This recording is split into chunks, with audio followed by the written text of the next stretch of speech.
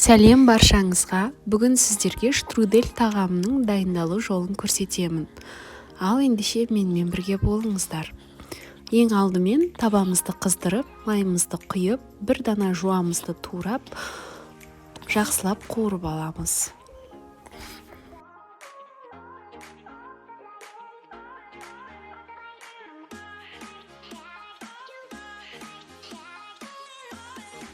Біршама жуамызды қуырғаннан соң үстіне майдалап тура алынған етімізді салып, оны да жақсылап қуырамыз. Кем дегенде 5-6 минут қуырсаңыздар тіптен жақсы.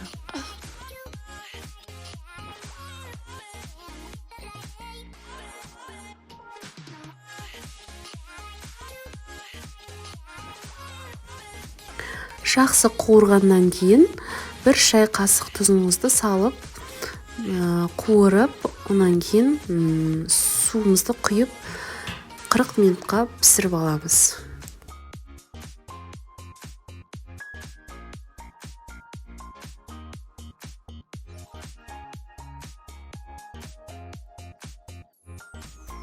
Ал енді қамырымызға кірсек, бір дана жұмыртқаны бір кесе сумен және де бір шай қасық тұзбен жақсылап тұрып араластырамыз.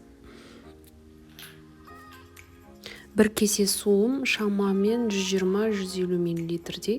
Ал енді алдын ала ситадан өткізілген ұнымызды қосамыз. Барлығын жақсылап тұрып илеп, қолға жабыспайтын, ешқандай іртік-іртік болмайтын қамыр илеп қоямыз.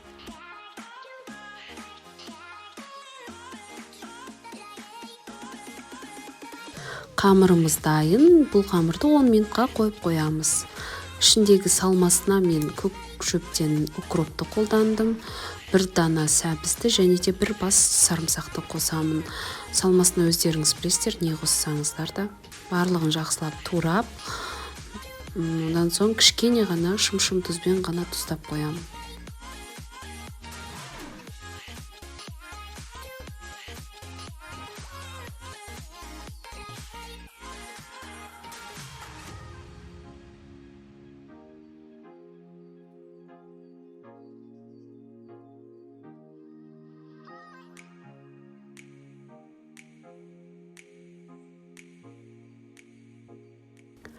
Он минут өткеннен соң қамырымызды алып, осылай тағы да илеп, 10 минутқа демалуға тағы да қалдырып қоямыз. 30 минут өткеннен соң мен етіме сәбізімді салып қоямын, себебі сәбіз қаттылау болады, сондықтан оны ертерек саламын. 10 минут өтті, енді қамырымызды алып, екіге бөліп, бір 5 минутқа қойып қоямын. Негізі бірден жайсаңыздар болады. Менің оқтауым кішірек болғандықтан мен екіге бөліп жаямын. Картоп салар кезде осылай бір ас қасық томатпен және де бір шай қасық сояны қосып, 50 мл су қосып, жақсылап араластырып, етіме салып жіберемін. Бұлай салсаңыздар да, салмасаңыздар да болады. Жалпы өзіме осылай істеген ұнайды, сондықтан саламын.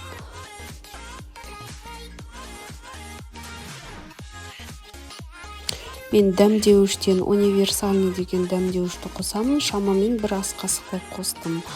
Енді картопымды салып, тағы да қайнатуға қалдырып қоямын. Ал енді қамырымызды жаямыз. Алдымен саусағымызбен, одан соң оқтаудың көмегімен тез-тез жайып аласыздар.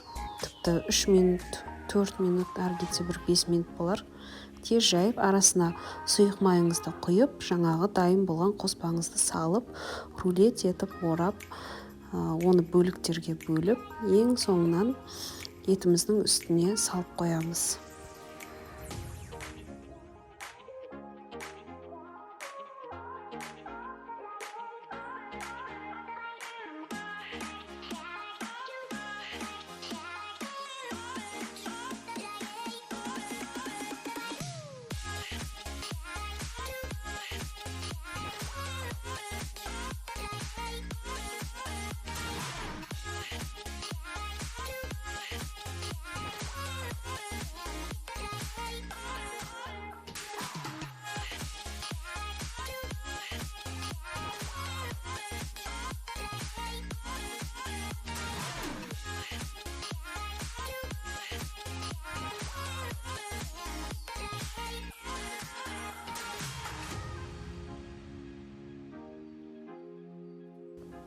Достар, менің каналыма қолдау білдіріп, подписка жасап, лайк басып, комментарий қалдырып кетулеріңізді сұраймын.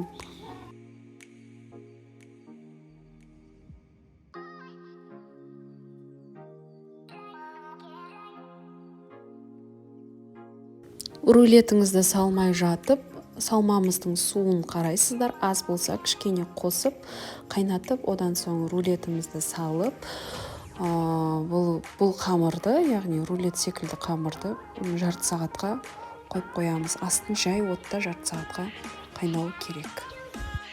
Мінекей жарты сағат өтті, тағамымыз дайын болды. Тарелкаларыңызға салып, дастарханның үстіне қойып, отбасыңызбен жесеңіздер болады. Ал енді ас болсын. Менің каналыма подписка жасап, лайк басып, комментарий қалдыруды ұмытпаңыздар.